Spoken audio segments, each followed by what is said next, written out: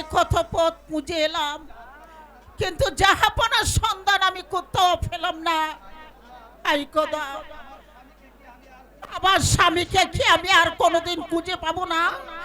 যদি আমার স্বামীকে আমি খুঁজে না পাই, তাহলে তাহলে আমি ওই জলে ডুবে মরবো খোদা, আমি জলে ডুবে মরবো। মরো জাহানারা, বেঁচে থেকে আর কি লাভ? মরাই যে ভালো। জাহাপনা, জাহাপনা, জাহাপনা, আপনি ফিরে এসেছেন জাহাপনা। তাহলে চলুন এবার সব কিছু ভুলে গিয়ে প্রজাদেরকে নিয়ে ওই আমরা সুখে শান্তিতে বসবাস করি জাহাপনা। আমার সুখ,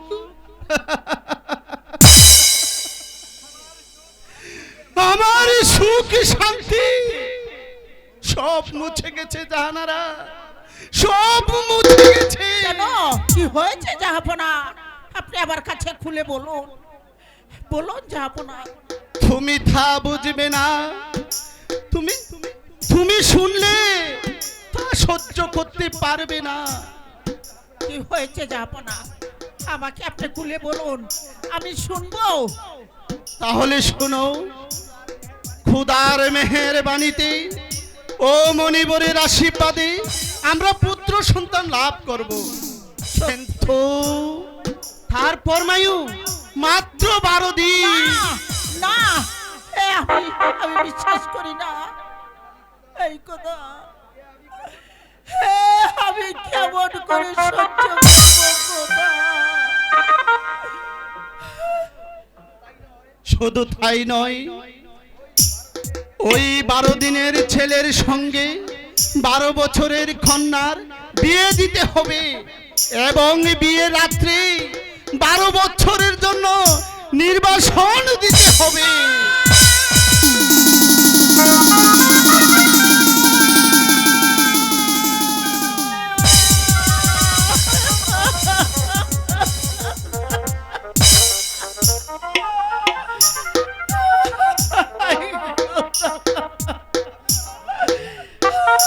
আমি মা হয়ে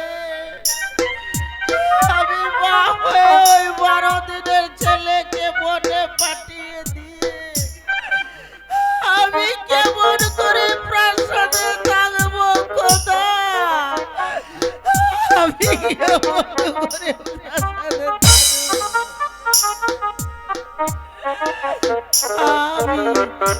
আমি যে এই সুখ সহ্য করতে পারবো না খোদা, আমি এই সুখ সহ্য করতে পারবো না। তুমি কি করলে খোদা? তুমি কি করলে? উঠো জাহানারা, উঠো। তাই তো বলেছিলাম, তুমি শুনলে তা সহ্য করতে পারবে না। না না না না না জাহাপনা, না, আমি সহ্য করব, আমি সহ্য করব।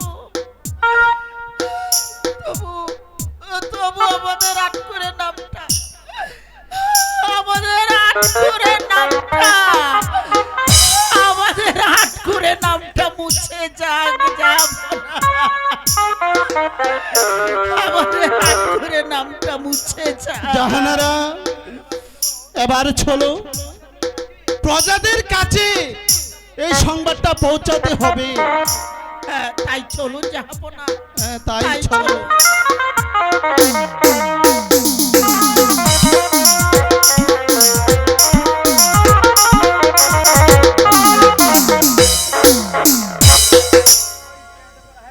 ওই ছে দেখো রাহলা, খুদার কি মহিমা, খুদার মেহেরবানিতে মনিবরের আশীর্বাদে জাহাপনা পুত্র সন্তান লাভ করেছে। রাজ্যের কোন কোলাহল নেই রাহলা, সম্পূর্ণ নিরাপদ।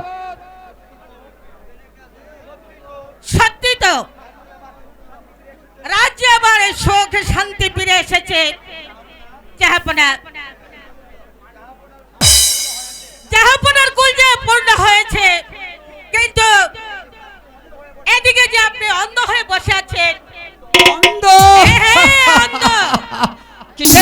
বললাম রাহেলা, তোমার কথা তো আমি কিছুই বুঝতে পারছি না, আমার কাছে খুলে বলো। তা পারবেন কেন? এদিকে যে মা রূপবান বিবাহের উপযুক্ত হয়েছে, তাকে যে দেখে শুনে বিবাহ দিতে হবে, তাকে আপনার জানা নেই? ঠিকই বলেছো রাহেলা, মাতৃহীনা মা আমার দিন রাত কি যেন ভাবছে। আচ্ছা রাহেলা, তোমার খুঁজে কোনো পাত্র আছে? বাবা বাবা বাবা, চমৎকার কথা।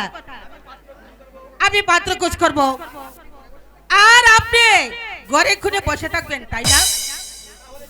তাহলে চলো রাহেলা, দেখা যাক কোন সুপাত্রের সন্ধান করা যায় কিনা। তবে চলে এসো। এই তবে তাই চলো।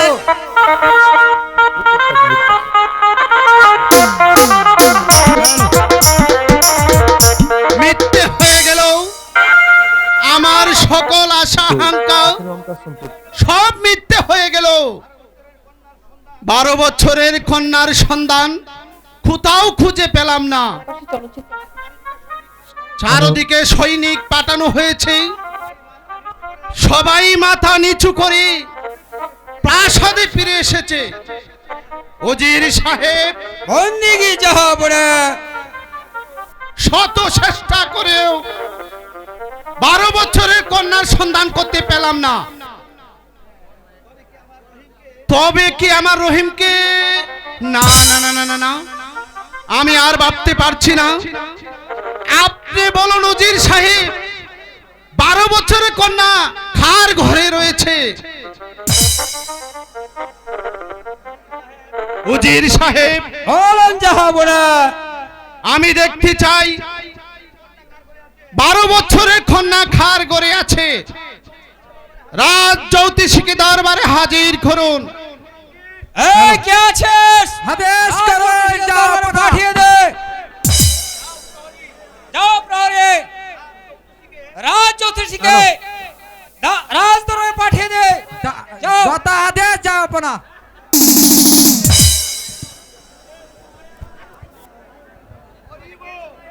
হরি বল বল হরি, হরি বল বল হরি। আমাকে কেন স্মরণ করেছেন জাহাপনা? রাজ জ্যোতিষী, আমি বহু দেশ অন্বেষণ করেছি, কিন্তু কোথাও 12 বছরের কন্যার সন্ধান করতে পারলাম না। তুমি গণনা করে দেখো আমার রাজ্যে 12 বছরের কন্যার সন্ধান পাওয়া যায় কিনা। যদি পাওয়া যায় তবে তাকে আমি পুত্রবধূ করে আমার ঘরে আনবো। ঠিক আছে জাহাপনা, আমি এক্ষুনি গণনা করে দেখছি।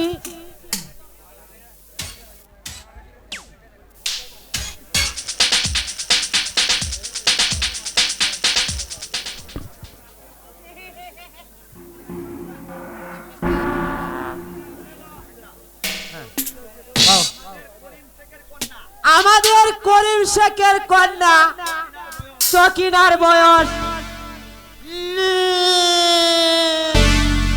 12 বছর 6 মাস। আমাদের দিলদারের কন্যা জমিলার বয়স 11 বছর 9 মাস।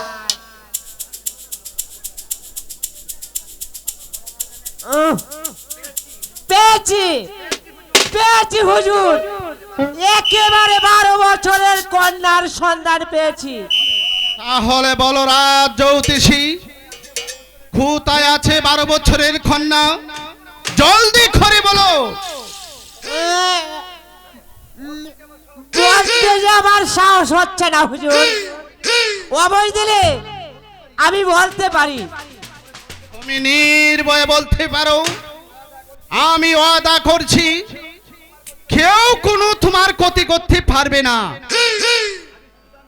আমি শুধু জানতে চাই কার ঘরে 12 বছরের কন্যা রয়েছে।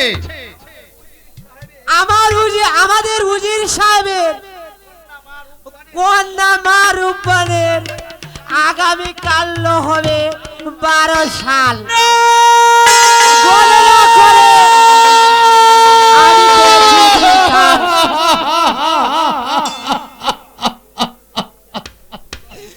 একই করলে রাও জ্যোতিষী, তুমিও তো একজন সন্তানের পিতা, এক পিতা হয়ে আরেক পিতার সর্বনাশ করলে।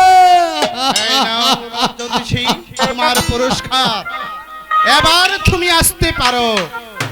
বল হরি হরি বল, বল হরি হরি বল। আয়ুজির বলুন যাহাবনা। রাজ জ্যোতিষীর গণনার অনুযায়ী আপনার কন্যা মা রূপবানের 12 বছর পূর্ণ হয়েছে। তাছাড়া মা রূপবান রূপে গুণে অথলীয় এবং চরিত্রপতি। তাকে যদি আমার রহিমের সঙ্গে বিবাহ দিতে পারি, আমিও বেগম সাহেব উভয়ে সন্তুষ্ট হতাম। আমাকে মাফ করবেন যাহাবনা। বাদশার ছেলের সঙ্গে উজিরের মেয়ের বিবাহ, এর চেয়ে আনন্দ কি থাকতে পারে যাহাবনা? কিন্তু বিয়ে তো পুতুল খেলা নয়, হয় খেললাম না হয় ভেঙে ফেলে দিলাম। আপনি আমাকে মাফ করবেন যাহাবনা। 12 দিনের শিশুর হাতে আমার মা রূপবানকে আমি কিছুতে অর্পণ করতে পারবো না যাহাবনা।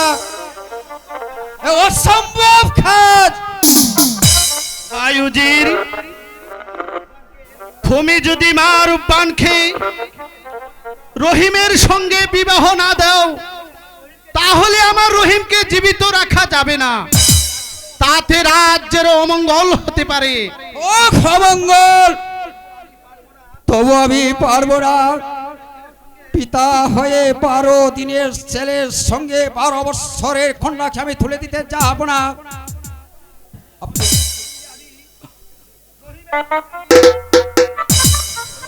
রহিমের সঙ্গে আমি রূপবানের বিয়ে দিতে পারবো না যাহাবনা। তার বিনিময়ে আপনি আমার যে শাস্তি দিবেন তা আমি মাথা পেতে নিব যাহাবনা। শোনো উজির, রহিমের সঙ্গে যদি রূপবানের বিয়ে দাও, তবে তার বিনিময়ে আমি আমার এই বিশাল রাজ্য দান করতেও আমি প্রস্তুত আছি। রাজ্য নিয়ে মা রূপবানকে আমার রহিমের হাতে তুলে দাও। এই রূপ রাজ্য ঠেকেরো যাহাবনা। শত সহস্র রাজ্য আমার হাতে তুলে দিল, আমি পিতা হয়ে পারবো না 12 দিনের শিশুর হাতে 12 বছরের কন্যাকে তুলে দিতে যাব না। আপনি আমাকে ক্ষমা করুন যাহাবনা, আপনি আমাকে ক্ষমা করুন। ভাই উজির, আমি বাদশানন্দন, তবু তোমায় আমি করি অনুরোধ, আমার কথা তুমি রাখো। নথুবা আমার প্রাণদিক পুত্র রহিমকে আর জীবিত রাখা যাবে না। এ যে মণিবরের অভিশাপ। না না না না, আপনি বৃথায় আমাকে অনুরোধ করবেন না যাহাবনা। আমি পারবো না যাহাবনা, আমি কিছুতে পারবো না যাহাবনা। আপনি আমাকে ক্ষমা করো। জানো উজির, আমার কথায় রাজি না হলে আমি তোমায় কি করতে পারি? জানি অন্যায় বিচারে আমার প্রাণদণ্ড হতে পারে, কিন্তু আমার এই তুচ্ছ প্রাণের জন্য আমি আমার সন্তানের সর্বনাশ করতে পারবো না যাহাবনা। এর চেয়ে আমি আমার সন্তানকে গলায় টিপে হত্যা করে নদীর স্রোতে ভাসিয়ে দেব, তবু পিতা হয়ে পারবো না 12 দিনের শিশুর হাতে 12 বৎসরের কন্যাকে তুলে দিতে যাহাবনা। তুমি আমার কথা শুনবে না? না না না, তুমি আমার কথা মানবে না? না, না, না। এই কে আছিস?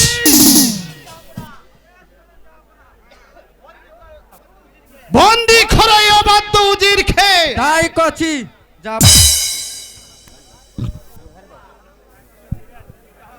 জাহাপনা, আপনার বিচারে আজ আমি বন্দি জাহাপনা, কিন্তু আমার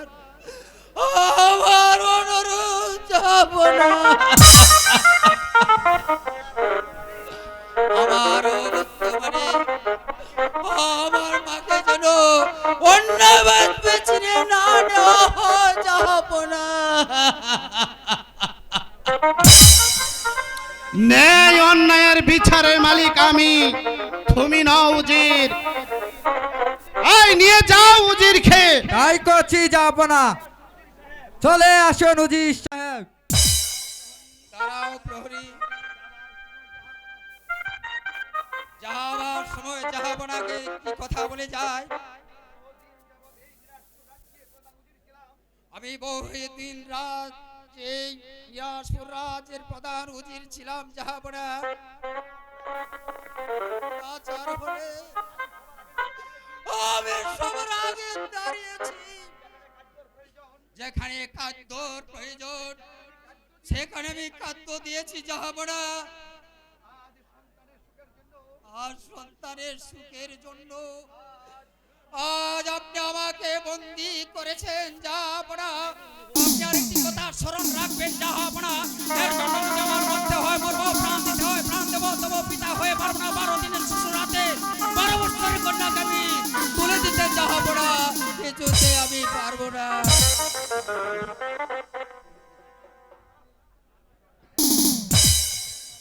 ন্যায় অন্যায়ের বিচারের মালিক আমি।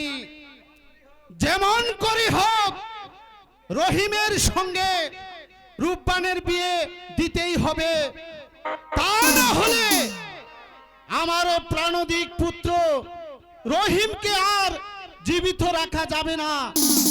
এ যে মণিবরের অভিশাপ, এ যে মণিবরের অভিশাপ, মণিবরের অভিশাপ।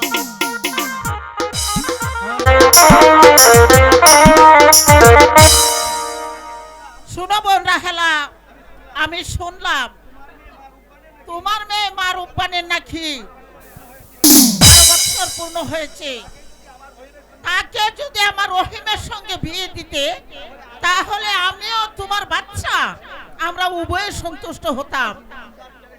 বাচ্চার ছেলের সঙ্গে আমার মেয়ের বিয়ে এত বিশাল আনন্দের বিষয়, কিন্তু 12 দিনের ছেলের সঙ্গে 12 বছরের কন্যার বিবাহ এই যে অসম্ভব কথা। সম্ভব আর অসম্ভব চিন্তা করলে হবে না বোন, কারণ এই রাজ্যে আমি তন্ন তন্ন করে খুঁজে দেখেছি, তাও কোনো 12 বছরের কন্যার সন্ধান করতে পারছি না। তাই এই বিয়েটা যদি না হয় রহিমের কল্যাণের জন্য তোমার মেয়ে মা রূপবানকে আমার রহিমের হাতে তুলে দাও বোন। তোমাকে আমি বিনতি করে বলছি, তুমি দয়া করো আমার রহিমকে বাঁচাও বোন, আমার রহিমকে বাঁচাও, নইলে যে এই রাজ্যে অমঙ্গল দেখা দিবে, অমঙ্গল দেখা দিবে। মা রূপবান যে আমার গর্ভজাত সন্তান নয়, সে হচ্ছে আমার একমাত্র পালিত কন্যা, কিন্তু এই রাজ্যের কল্যাণের জন্য মা রূপবান যদি স্বেচ্ছায় রহিমকে যদি স্বামী বলে কবুল করে, তাতে আমার কোনো আপত্তি নেই। ঠিক আছে বোন, তাহলে তুমি আমার সঙ্গে চলো, মা রূপবানকে বুঝিয়ে বলি, দেখি তার কি মত। তবে তাই চলো।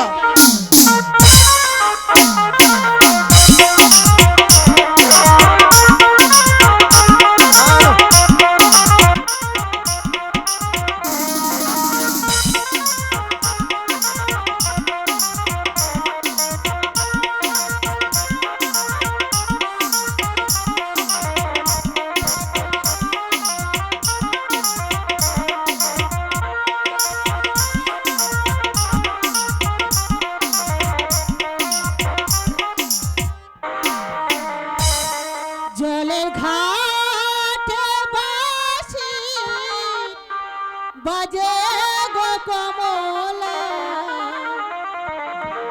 আমরা ঘাটে যাই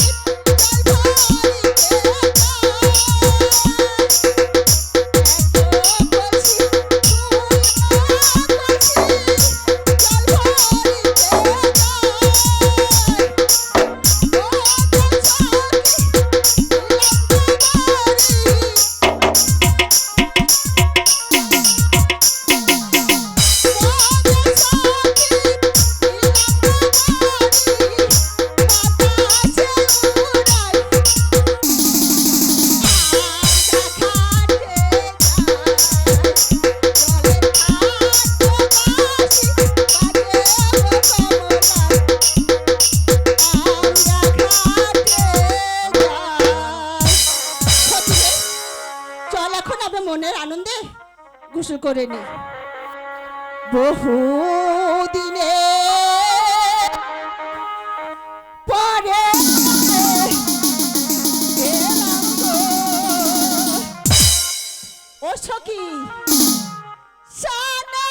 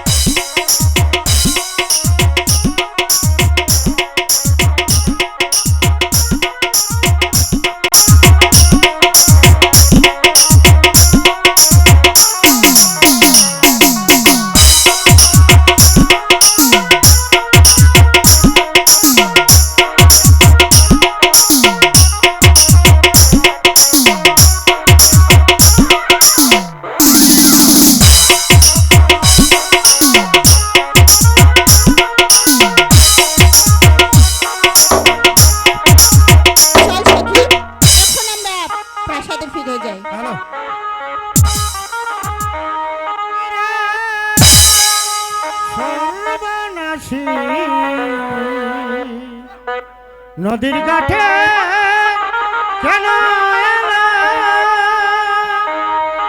করলে কি রে সর্বনাশী? নদীর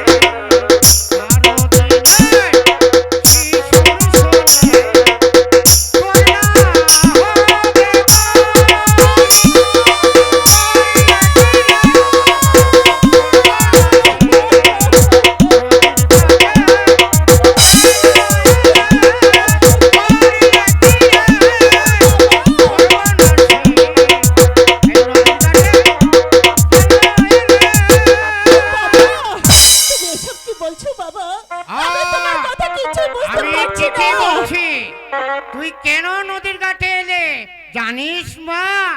তোর কি হবে তুই জানিস? কি হবে বাবা? তুই জানিস না? না বাবা। তুই একবারই জানিস না? না বাবা। তোর না বলি হবে। 12 দিনের শিশুর সঙ্গে তোর একবারে নির্ঘাত বলি। বাবা করলে কি রে